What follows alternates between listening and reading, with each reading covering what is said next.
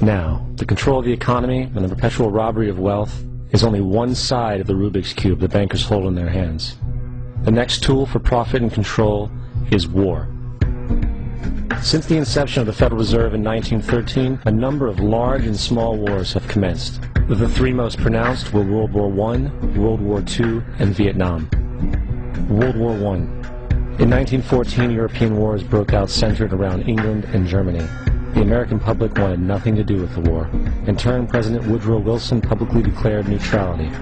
However, under the surface, the U.S. administration was looking for any excuse it could find to enter it. In a noted observation by Secretary of State William Jennings, the large banking interests were deeply interested in the World War because of the wide opportunities for large profits. It's important to understand that the most lucrative thing that can happen for the international bankers is war, for it forces the country to borrow even more money from the Federal Reserve Bank at interest. Woodrow Wilson's top advisor and mentor was Colonel Edward House, a man with intimate connections with the international bankers who wanted in the war. In a documented conversation between Colonel House, Wilson's advisor, and Sir Edward Grey, the Foreign Secretary of England, regarding how to get America into the war, Grey inquired, "What will Americans do if Germans sink an ocean liner with American passengers on board?" House responded, "I believe that a flame of indignation would sweep the United States, and that by itself would be sufficient to carry us into war." So, on May 7, 1915, on essentially the suggestion of Sir Edward Grey, a ship called the Lusitania was deliberately sent into German-controlled waters, where German military vessels were known to be. And, as expected, German U-boats torpedoed the ship, exploding stored ammunition, killing 1,200 people. To further understand the deliberate nature of this setup, the German embassy actually put advertisements in the New York Times telling people that if they boarded the Lusitania, they did so at their own risk, as such a ship sailing from America to England through the war zone would be liable to destruction. In turn, and as anticipated, the sinking of the Lusitania caused a wave of anger among the American population, and America entered the war a short time after. The First World War cost 323,000 American deaths. J.D. Rockefeller made $200 million off of it. Not to mention the war cost about $30 billion for America, most of which was borrowed from the Federal Reserve Bank at interest, furthering the profits of the international bankers. World War II. On December 7, 1941, Japan attacked the American fleet at Pearl Harbor, triggering our entry into that war. President Franklin D. Roosevelt declared the attack was a day that will live in infamy. A day of infamy indeed, but not because of the alleged surprise attack on Pearl Harbor. After 60 years of surfacing information, it is clear that not only was the attack on Pearl Harbor known weeks in advance, it was outright wanted and provoked. Roosevelt, whose family had been New York bankers since the 18th century, whose uncle Frederick was on the original Federal Reserve Board, was very sympathetic to the interests of the international bankers, and the interest was to enter the war, as we've seen, nothing is more profitable for international bankers than war. In a journal entry by Roosevelt's Secretary of War Henry Stimson, dated November 25, 1941, he documented a conversation he had with Roosevelt. The question was, how should we maneuver them into firing the first shot? It was desirable to make sure the Japanese be the ones to do this, so that there should remain no doubt as to who were the aggressors.